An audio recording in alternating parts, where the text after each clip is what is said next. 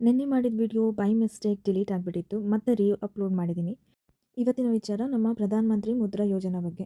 ಇದು ಎಲ್ಲಿ ಅಪ್ಲಿಕಬಲ್ ಇದೆ, ಯಾರಿಗೆ ಅಪ್ಲಿಕಬಲ್ ಇದೆ ಅನ್ನೋದನ್ನು ಇನ್ ಡೀಟೇಲ್ ಆಗಿ ಈ ವಿಡಿಯೋದಲ್ಲಿ ಎಕ್ಸ್ಪ್ಲೇನ್ ಮಾಡ್ತೀನಿ. ಮುದ್ರಾ ಲೋನ್ ಯಾರ್ಯಾರಿಗೆ ಎಲಿಜಿಬಿಲಿಟಿ ಇದೆ ಅಂತಂದರೆ non corporates, non farm, small scale industries ಅವರು, ಮೈಕ್ರೋ ಎಂಟರ್ಪ್ರೈಸಸ್ ಅವರು, ಮತ್ತು business in manufacturing services, retail and agriculture ಮಾಡ್ತಿರೋರಿಗೆ ಅಪ್ ಟು 10 lakhs ತನಕ ಲೋನ್ ಅಪ್ಲಿಕಬಲ್ ಆಗುತ್ತೆ. ಆ್ಯಂಡ್ ಇನ್ನೂ ಜಾಸ್ತಿ ಬೇಕು ಅಂತಂದರೆ ಅವ್ರು ಪ್ರೀವಿಯಸ್ಲಿ ಮಾಡಿರೋಂಥ ಲೋನ್ಸ್ ಕ್ಲಿಯರೆನ್ಸ್ ಮೇಲೆ ಅವ್ರು ಇನ್ನೂ ಜಾಸ್ತಿ ಲೋನ್ನ ಮಾಡಿಕೊಡ್ತಾರೆ. ಸ್ಟಾರ್ಟಿಂಗ್ ಬಂದು 50,000 to 10 lakhs is the minimum amount. ಅಂದರೆ ಚಿಕ್ಕ ಚಿಕ್ಕ ಬಿಸ್ನೆಸ್, ಕಾಫಿ ಶಾಪ್ ಇಡ್ಬೋದು, ಟೀ ಶಾಪ್ ಇಡ್ಬೋದು, ಅಥವಾ ಏನಾದ್ರು ಬುಟಿಕ್ ಮಾಡ್ಬೋದು, ಸ್ಯಾರಿ ಶಾಪ್ ಮಾಡ್ಬೋದು, ಡ್ರೆಸ್ಸಸ್ ಮಾಡ್ಬೋದು, ಬಟ್ಟೆ ಅಂಗಡಿಗಳು ಯಾವುದಾದ್ರೂ ಆಯಿತು.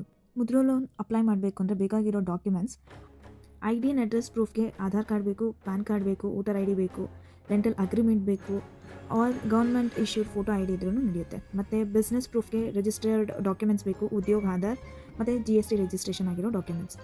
ಪಾರ್ಟ್ನರ್ಶಿಪ್ಪಲ್ಲಿ ಏನಾದ್ರು ಮಾಡ್ತಿದ್ದೀರಾ ಅಂದರೆ ಪಾರ್ಟ್ನರ್ಶಿಪ್ ಡೀಲ್ಸ್ ಇರಬೇಕು. ಮತ್ತು ಬಿಸ್ನೆಸ್ ಪ್ರಾಜೆಕ್ಟ್ ಪ್ಲ್ಯಾನ್ ಇರಬೇಕು, ಅಂದರೆ ಒಂದು ಎಸ್ಟಿಮೇಷನ್ ಇರಬೇಕು. ಇಷ್ಟು ಇನ್ವೆಸ್ಟ್ಮೆಂಟ್ ಮಾಡಿದರೆ ಇಷ್ಟು ಔಟ್ಕಮ್ ಬರುತ್ತೆ ಅನ್ನೋ ಪ್ಲ್ಯಾನ್ ರೆಡಿ ಮಾಡಿ ಇಟ್ಕೋಬೇಕು.